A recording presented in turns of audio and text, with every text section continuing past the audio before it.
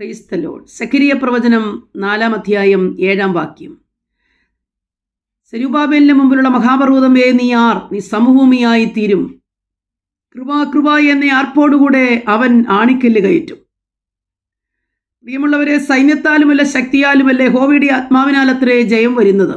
ചിലർ കുതിരകളിലും ചിലർ രഥങ്ങളിലും ആശ്രയിക്കുന്നു, ഞങ്ങളോ ഞങ്ങളുടെ ദൈവമായ യഹോവയെങ്കിൽ ആശ്രയിക്കുന്നു എന്ന് സങ്കീർത്തനക്കാരൻ പറയുന്നു. യഹോവയിൽ ആശ്രയിച്ചാൽ ഒരു നാളും തകർന്നു പോകുവാൻ ദൈവം സമ്മതിക്കുന്നില്ല. പലരും കുനിഞ്ഞു വീണുപോയപ്പോൾ ഞങ്ങൾ എഴുന്നേറ്റ് നിന്ന് ദൈവത്തെ മഹത്വപ്പെടുത്തും. പ്രിയമുള്ളവരെ, പ്രാർത്ഥനയിൽ എന്ത് യാചിച്ചാലും സർവശക്തൻ നമുക്ക് നൽകിത്തരും. വിശ്വാസത്തോടെ നമ്മൾ ഈ മലയോട് നീങ്ങി കടലിലേക്ക് ചാടിപ്പോകുക എന്ന് കൽപ്പിച്ചാൽ അതും സംഭവിക്കുമെന്നാണ് യേശു കർത്താവ് നമ്മെ പഠിപ്പിച്ചിരിക്കുന്നത്. അതുകൊണ്ട് നമ്മുടെ മുമ്പിൽ നിൽക്കുന്ന മഹാപർവ്വതത്തെ നോക്കി നിങ്ങൾ വ്യാകുലപ്പെടേണ്ട. ഇന്ന് രാവിലെ സമയം കൃപ എന്നീ ആർപ്പോടുകൂടെ നമുക്കതിന്മേൽ ആണിക്കല്ല് കയറ്റും. ദൈവത്തിൻ്റെ ആത്മാവ് രാവിലെ സമയം പ്രവർത്തിക്കും. ആമേൻ.